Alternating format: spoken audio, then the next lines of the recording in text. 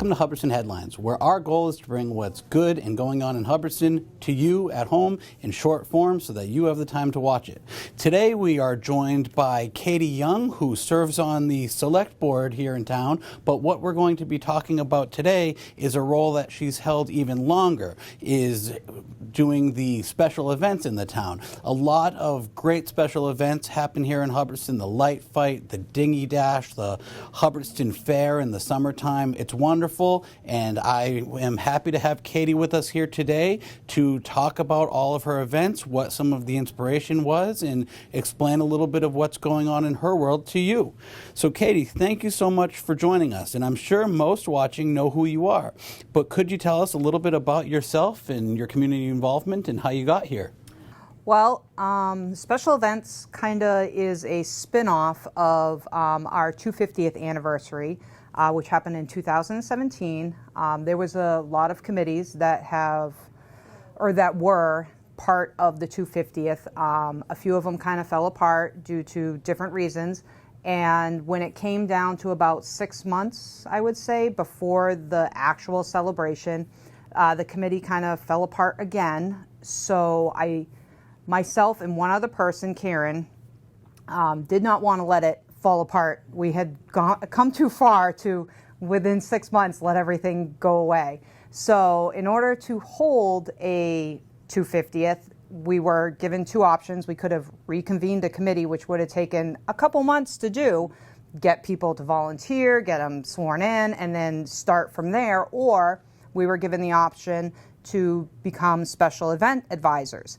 So Karen and I both kicked it around, and I said I was willing to do it. Karen said she was willing to help me on the sidelines to make sure everything went off, and we went for it. So we ended up doing the 250th.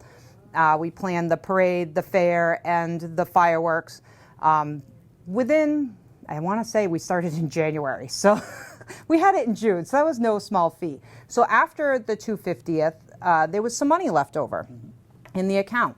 And I always have lots of fun, creative ideas. Some of them you can do, some of them you can't. But regardless, I approached the select board and the town administrator at the time to keep going because there wasn't a lot of community events. We still had some. We still had like field day and things like that. But a lot of the stuff that we used to do when I was a kid has gone to the wayside. And I wanted to start bringing some fun and community involvement and help grow, invite some of the businesses to come in and try to grow the town, to do fun things again, to build the community, so you knew your neighbors and stuff like when I was a kid. So the select board was gracious enough to allow me to become the special events advisor, as long as I, have some feedback before I go do anything, so we don't go off the rails. But yeah, to check in with town administrator and also the select board. Even though I am one, I still got to check in with, Jeff and things like that, and kind of bang ideas off. Make sure that everything goes smoothly. And you do give an update every single select board meeting on the ongoing, so you are keeping the select board well updated on what is going on. So can you give us a little glimpse into the inspiration behind organizing events like the Dinghy Dash, the Hubbardston Fair, the events at the rec field, the light fight, and other things that you do throughout the year? So a lot of them are large-scale events, but luckily they can be kind of organized by one person. I've kind of honed it into, if it's an event that I need lots and lots of help with, obviously as one person, I can't do that without help of the community. We do have some smaller events like Brunch with Santa that I do need helpers, and I obviously have helpers that are always there, like Rhonda and Jen, and obviously Santa always comes to help and things like that. So there are people that I do work with depending on the event. But a lot of the larger scales, I'm just organizing things, and like the Dinghy Dash. It's the community that has to be involved in order for that to run. I just ask for the permissions to have the Dinghy Dash at the Brigham, and then put all the, everything in order, get a list going, and then let it rip. We have it that day. The same with the Hubbardston Fair.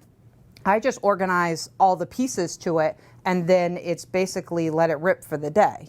So a lot of them are luckily large events, but can be done with a small crew or one person. That's awesome. The Hubbardston Fair was one of the first events, because I did start during the winter, that I saw after becoming town administrator. I was super impressed. Like, Hubbardston can rival some of the communities double or triple its size in some of these events. There were many vendors, and I met a horse. It was You met a horse. It was a whole thing. Would you say, just by what people have been telling you, that it is enhancing the community spirit of Hubbardston? It's people get to know each other and the community spirit, yes. It's also the other option of, if you look at it in a different light, is also growing our businesses and helping our businesses, especially some of the small ones, for events like, the Dinghy Dash. They can sponsor a boat, or, they buy a flag, or the Hubbardston Fair. They can set up a booth. They can, sponsor it. Normally during the year I have the flags up. Unfortunately, right now we can't with everything that's going on in the downtown. I'm hoping that I'll have them back up at the end of the year, but once the sidewalks are all done, we can put those flags back up, and I think it'll just add to the center of town and make it look pretty and festive, change them out throughout the year. But it's community and also helping the business community. So it's like an economic development all around. Oh, that's awesome. All right. The Christmas light fight sounds like fun, and it sounds like a festive competition. How do you encourage residents to participate, and what do you think makes this so popular? I know people come from all around, specifically to the Hubbardston light fight. So the light fight, I think, is a family event. So you load your kids up in the car, you drive around. It's almost like a nostalgia thing. You can bring snacks in the car, and you drive around as a family, and you go see Christmas lights. We all did that as kids, and a lot of places you still do that, but it's harder to find all the different addresses. So this way, with the light fight, we give you the addresses, we give you where to go, and then you can even have fun with voting on it and things like that, so that way you can say who wins and who doesn't. Now, I will say, to be involved, I look at it as I pull my name out because my name is on there, my address is on there. Everybody knows that. I pull it out. I don't win. But that's the whole point of whether, regardless, some people are like, I don't want to be judged. But they're not judging you. They're going to see your lights. And it's okay if there's always going to be somebody on the lower end. And it's not like they're saying your house is bad. So I would encourage everybody that has a good setup that they feel is worthy enough, which a lot of people in this town do set up really good displays, and they don't enter. And people do say, well, how come this address isn't on there? I'm like, because they didn't enter, and I can't enter for them because that's not okay. But I do encourage more people to enter that.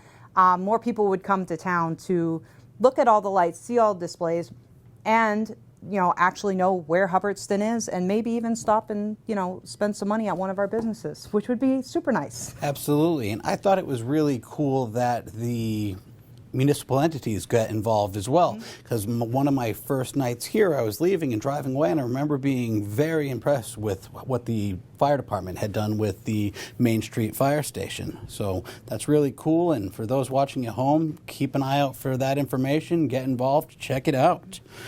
Our last thing about the light fight, do you have any unique or extravagant lights that you want to mention here today? Well, there's always mine. Feel free to come out to my house. We actually let you drive down the driveway. But yeah, I've come across some over the years, and sometimes they set up and sometimes they don't. Everything from farm scenes to one time, the first year, there was actually a camping scene. It was super cute. And then I've also come across things that were like hopeful messages, cancer awareness, and they actually had the ribbons and things like that. It's, I encourage people to kind of think outside the box and not necessarily just, okay, well, we have the simple, we put the lights around the corners and stuff. But it doesn't have to be so elaborate like something I do either. I kind of go way off the rails with it. Somewhere in between is good. But use your imagination and be creative. Christmas lights are meant to be fun and engaging and to bring a smile to people's faces. And that's the whole, one of the other points is you can't drive around looking at the Hubbardston light fight and not smile, because it's, it's pretty, it's cute, it's funny. It's a fun family event. That's awesome. So with so many events under your belt, how do you decide what new events to introduce, and how do you ensure that they align with the community's interests? Well, the goal was to have the 5 major events throughout the year, which I have. I have picked up a few new ones, like the concert series and things like that. And it wasn't like new. We've had them before. Parks Department had run them and things like that. And I'm fine with if the Parks Department would like to take that back. Not throwing that out there or anything. But, like the same with any of the other entities. If some of these were theirs, especially the smaller ones, and they want to do them again because they've been kind of resurrected, that's fine. I'm not against any of this. Or if people have an idea, I have tried new things, and sometimes they work and sometimes they don't, and it's fine. We can always try something new. I'm all for trying something new. But the 5 main ones are the ones that are going to stick. Now, over the years, they may morph because something might kind of fall out and maybe a new idea comes up and we kind of transfer it around a little bit. So we'll see how time goes and see what happens. That's awesome. And sometimes things just pop up on their own or come from a small idea and grow over time. So noting that kind of interactions, what kind of feedback or suggestions have you received from residents that helped shape the future of special events in town? Well, sometimes I get ideas on very specific events about how I can kind of morph them and make them a little bit better. And I always listen, and a lot of times I will try to morph it and make it better.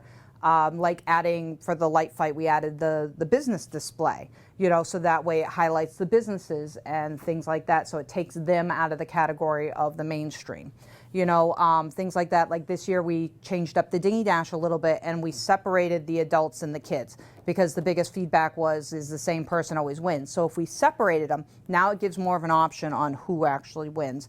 And especially with kids, it doesn't discourage the children because that's the last thing I want to do is discourage the kids. So there's things like that. And then like Non-Such Night, right now we have it. It's coming up on October 7th. And we have some food entities coming. Most likely it's going to be Giacomo's and the Diner, along with the Boy Scouts and the Girl Scouts. And we do have a band already scheduled. We have ASB coming, and they are the soul, funk, and R&B kind of band. They played at one of the summer concert series. And then for the evening, we're going to show the Lego movie, which if you haven't seen that, it's definitely, I rewatched it before I picked it. And it has a lot of political undertones. I don't care if you sit on the right or the left, it makes sense either way. So definitely come on out, bring your picnic chair, camp chair, or picnic blanket, and come join us for the night. I do have this year, I added, because last year was so frigid, we did add, I got 6 bonfire, small, not big ones, little kettles that we're going to have some fires in, so that way we can stay a little bit warmer, because last year was so cold. Everything is awesome. Yes, everything is awesome. So many residents likely have fond memories of your events. What's one event-related anecdote or story that still makes you smile when you think about it? Well, it's more or less the best thing I was ever told was, it's a Katie Young event if there's traffic on the back roads of Hubbardston. So that was one of the best things that kind of put things in perspective. Yes, sometimes they're a little over the top or a lot of people and it kind of disrupts Hubbardston. But you know what? Sometimes we kind of need to be disrupted and do something a little different and, kind of change it up for the day. So, and be a little wild and fun. So that is the best one I've had said to me in a long time. That's awesome. Looking ahead, are there any exciting plans or new events on the horizon for Hubbardston Special Events that you would like to share with the community? I got things always working in my head. It's whether or not I can logistically work them out and work them through without getting the town in trouble or anyone else on that matter. And also location, So I am working on some things in the future, especially in wintertime when there's nothing to do. Bonfires kind of come into play, but we'll see how that plays out. So that, and I would love to do a kayak luge, but again, we need hills. You would need something epically stupid. But anyway. Perfect. Lastly, you mentioned it. If you could organize an event with absolutely no budget constraints or limitations, what kind of event would it be? And what extravagant elements would you include? Flying drones. Flying drones. Have you ever seen instead of fireworks, they have these drone displays? Oh, they're so awesome. I haven't seen one in person. I've only seen them on the internet. But yeah, if I had like unlimited resources and yeah, just I think that would be great instead of fireworks, because the fireworks, there's a lot of permitting, and I'm sure there are with drones too, but the drones don't leave the mess that the fireworks leave. So, you know, it would be lovely. That's awesome. So, Katie, thank you for all you do and for putting together all these events and for being as involved as you are. And for those watching at home, you get an extra little treat this month, because Town Clerk Candace Livingston and I will be back in less than 2 weeks with an update on Special Town Meeting, which is on October 26th in the evening at the Hubbardston Center School. So if you have any questions about that, feel free to contact my office or the select board or anyone that would be an individual to contact about a relevant question or concern. Again, Katie, thank you very much for joining us, and have a great day.